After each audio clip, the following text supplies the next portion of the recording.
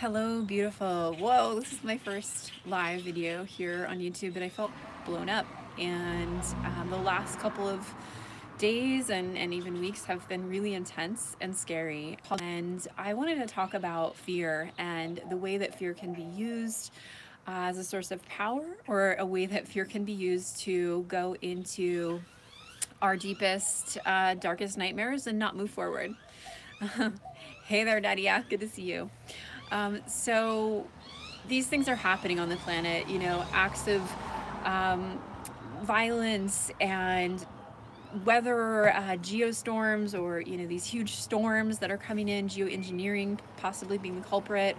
I flew out of Houston last year, and then the day after, there was a huge hurricane, which was a devastating event. And then I flew back, rerouted through Miami, and then there was another hurricane, and we all know, how much devastation was going on. And then flew out of the Bay Area, and then these huge fires were happening, and then now in Austin, these deaths have happened. And so I wanted to talk about the spiritual perspective of these experiences, whether it be, a bomber. And just to give you the little update is, about an hour ago, the package came, and I actually felt really calm. I felt like everything was fine, and I had done a lot of deep work this morning in my meditation after not sleeping very well last night, really thinking about the bombings, thinking about all the families, and thinking about, what's next. Like, it could happen to me. It's happening everywhere, all over the city, different races, different faces. And so oh, that's really exciting. All right. Well, so I feel like I've broken through some fear, and I just found out, thanks to little chat comment, that we hit 10K, which is a totally different topic. So that's really exciting. But anyways, last night I was not able to sleep. I really was feeling this deep responsibility as a shaman to do some healing work on the situation in Austin.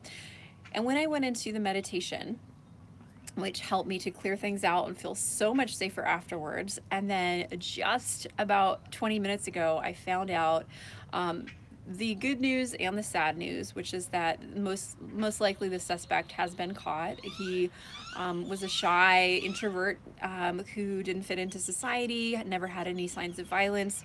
Anyways, he blew himself up in his truck, and I, of course, feel that sadness for anybody leaving this plane and not having the community, the answers and support, and also that, relief of, like, I can get packages without feeling like I'm going to get blown up, which is not a great feeling. So if you are somebody that struggles with fear, for my whole life, as long as I can remember, I have a lot of fear. I go into anxiety pretty easily. I'm really strong. I'm really outgoing, and like I go up to people and then I'm in fear. It's this really funny thing, right? Like, you would think that it would be easy for me as, somebody who's on YouTube and has, no confidence issues, right? Well, no, I actually am afraid all the time, like in little ways and sometimes in big ways. And I've learned to make peace with my fears, and it's always a journey, a challenge. And what I'm finding is there are a couple things that are really helpful for me to learn to move through and navigate through fears.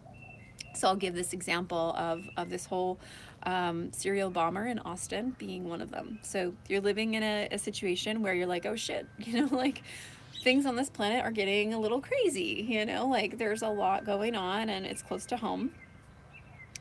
So one of the steps is to really step into that stillness and feel into that unconditional divine place within yourself and within the divine period, just connecting with the creator. That's one of the biggest gifts we can do, and one of the biggest gifts we can receive is just going back in meditation and connecting to the Divine Mother, or connecting to whatever you see as a symbol for safety, love. Your root chakras are grounded. And sometimes if I go into anxiety, I will lay in bed and imagine being cradled by, sometimes it's a bear, sometimes it's a mama bear, literally like this big, you know, hibernating type of bear where we're just like snuggling together. Sometimes I envision being in the womb of the Divine Mother. I work with Aphrodite's energy, and so sometimes I'll literally just be like, all right, I'm a little baby like spirit in, you know, this Divine Mother Goddess, and like it helps me fall back asleep. It helps me go back into a place of peace. So imagination, I think there's a quote, I heard this recently, that Einstein says that imagination is like no different. We don't know the difference between imagination and reality. The subconscious mind doesn't. And so when you meditate with images and you go into that shamanic state using your own intentions, or allow your mind to just show you, you know, what does your spirit guide look like today? What does your Divine Mother comfort, creature of comfort look like today? And just allow the mind to unfold.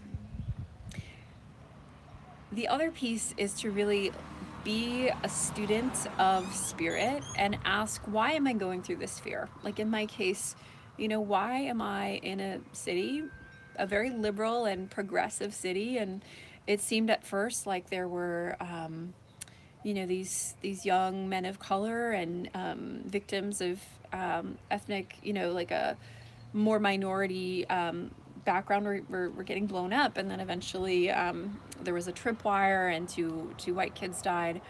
Wow, really, really intense stuff. And it's like, why is this happening? And there's so many questions, like, are these acts of violence, is this act of terrorism? Is it a hate group? Is it KKK? And so I was really looking at myself, like, why did I manifest this experience? Same thing with the weather, you know, why do we manifest global warming? I mean, I know part of us are responsible for it. We ride our cars, you know, I have a Prius, but it's still a car, and I do drive it, and I get on airplanes, and that's polluting, and I'm contributing to some of these issues. But really, on a deeper soul level, whether this is with a beloved, where's Jack? He's inside. He's like, you do your video. Like, I want to support you to do the video, but he's not in it. And we're in the middle of painting our door, by the way, just so you know. We're like clearing old energy, and we're bringing in some magic. Just so you know, our door is not going to look like that. Yeah, maybe Jack should come in the video and express his fears of being seen on camera. Hey, Jack, you want to be on video, sweetie? Yeah. That's so awesome. Someone just said, where's Jack? Here he is. Hey. Hey. What's up? How's it going? Yeah. I'm not in all the videos. I'm more of an introvert, I guess you could say. A little bit of a hermit, but... He's a lion. Yeah, introverted lion. But yeah, nice to see you all. This is cool. Oh, thanks. You love us together. That's great. Yeah, we do pretty well together. Me too. Yeah. So. What do you think about the bomber being an introvert? Like, what do you think he needed to know? We're talking about like how we create our reality, and I've been looking at, you know, why did I create this? What am I to learn? And I feel like there are introversive men that have like a lot of suppressed anger, and they don't have tools. Yeah, it's wow.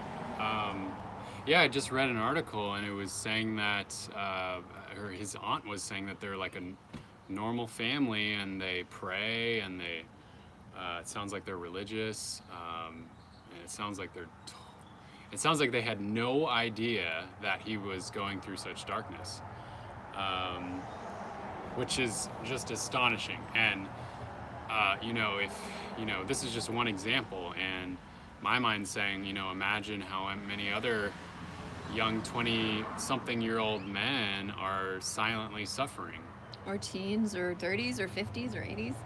Yeah, silently suffering, and because of that, unfortunately, sometimes they do terrible things as a manifestation of their pain that's inside of them. So I mean, this is, honestly, for me, it's another huge motivation on why I want to hopefully create positive change and create personal development containers for men to talk about these things that that they may be suffering silently with, so that we can clear this pain. I mean, Why don't men reach out? Like, is it fear, shame, like anger at other I men? I I don't know.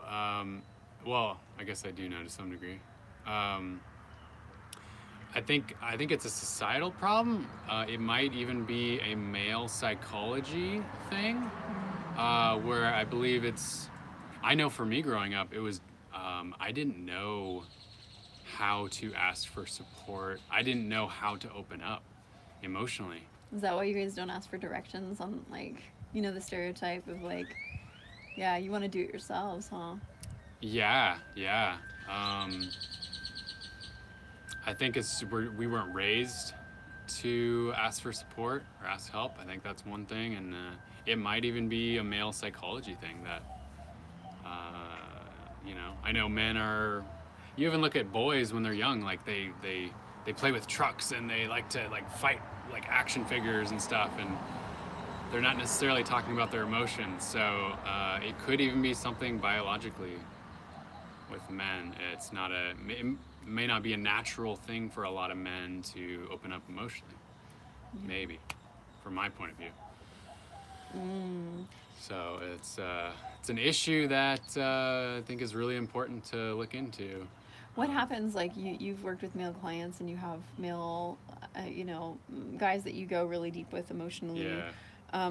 What is it like when you go from that and you started out as an introvert who was more shut down, who didn't talk about his emotions, and maybe you kind of even relate, not to the level of intensity of the, I keep wanting to call him the Unabomber, but this bomber, that you felt alone and you felt like you can express your pain and no one knew it, right? Like, that's what. Yeah. It's interesting that there are some parallels even in my life. Like, thank God I got on a good path. But I did go through pain silently in middle school and high school.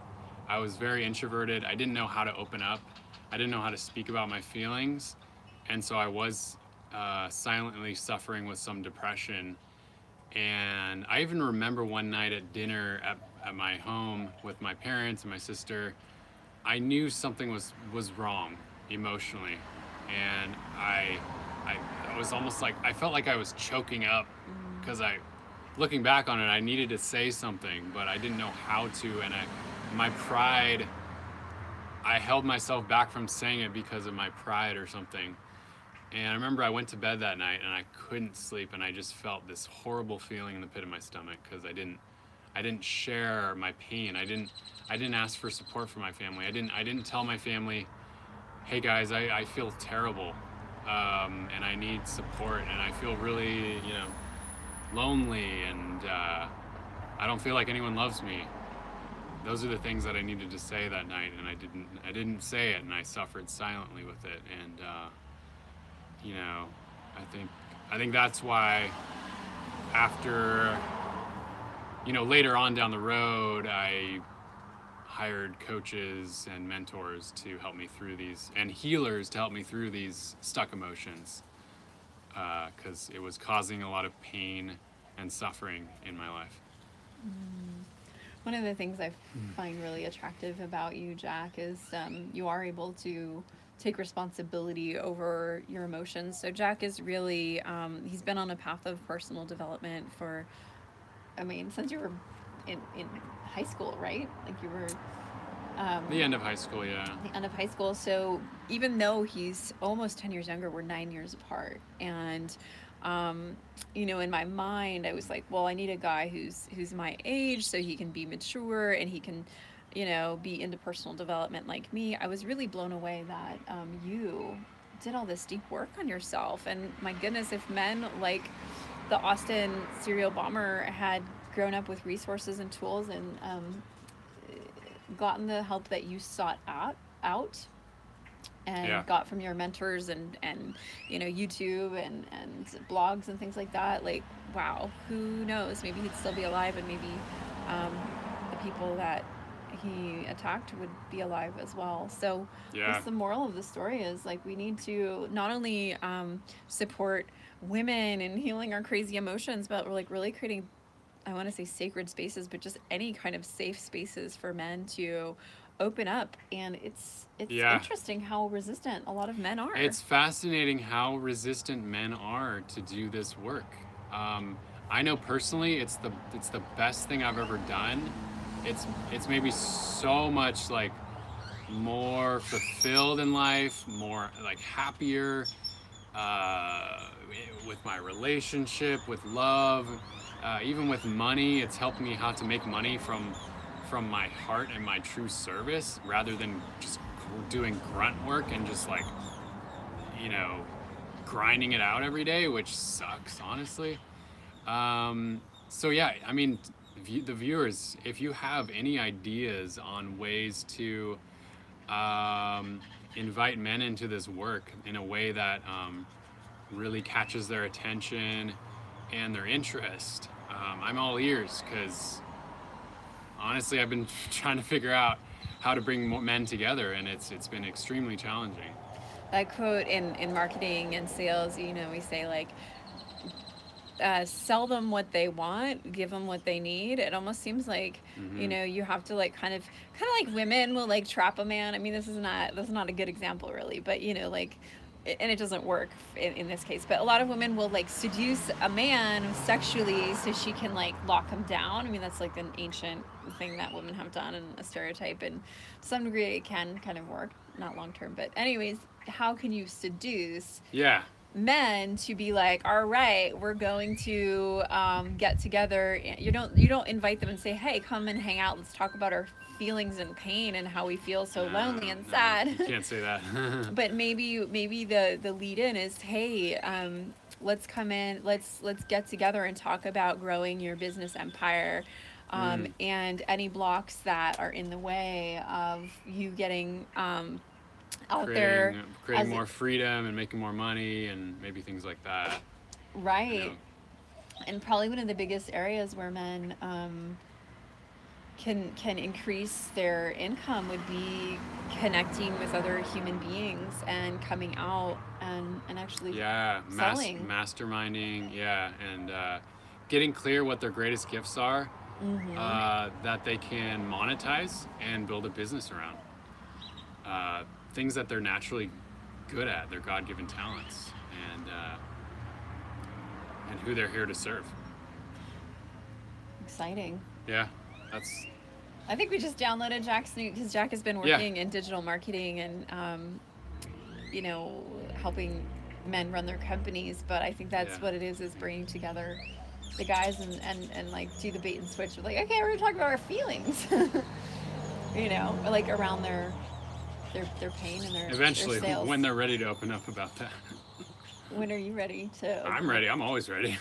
So do you want to make a soft offer if there are any men that want to connect with you and hop on a sales call, or like, I don't know, I'm just playing with like, not a sales call, I don't like sales calls, but like where Jack can help you. This is just my thought, is what if you and Jack, you men, if there are men here, I know there are men here, connected heart to heart and just tapped into what is your sole purpose and how to monetize it, and go into like Okay. the emotional pain behind it. I don't know. I I'm think we just need to work on that, Annie. You're not very clear on that. But yeah. But like for me, clarity comes from doing the work, and it, I think that this whole lesson is that we need to do the work. There is work that men need to do. I've been breaking my back, rising these divine feminine priestesses, and we are juicy. We are good. No, I mean, we're still working on it, but so many women have showed up, and thank you for all of you who have been showing up. There have been women and men. The majority have been women, and men are starting to rise more and more, and I thank you for that, for watching, for self-caring, for being leaders of love and calling in your twin flame, doing all that deep work.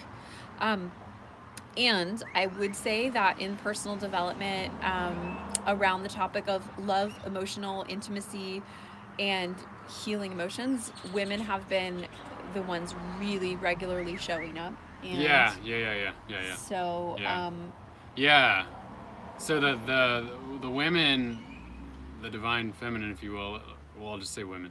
Women are rising into more of their power, and they will continue, I believe.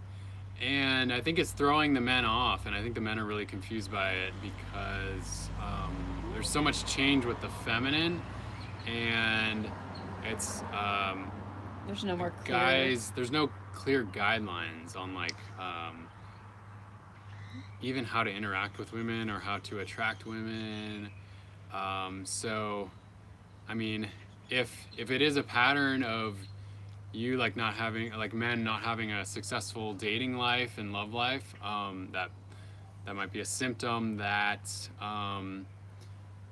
I guess you could say the women are passing you up. But I don't want to make it sound like something's wrong with you, but God, I'm not putting this in the best of words. But it's something I went through, and I struggled with not being able to attract women when I was, 10 years ago or whatever, and that led me into my whole personal development path, to getting in touch with my emotions more. Now that women are more attracted to a man who's in touch with his feelings and his power. So, yeah. Ow. Awesome. This thing is so amazing, and We might need to wrap this up. it's time to wrap it up. Dragging on. It's dragging. No, it's over.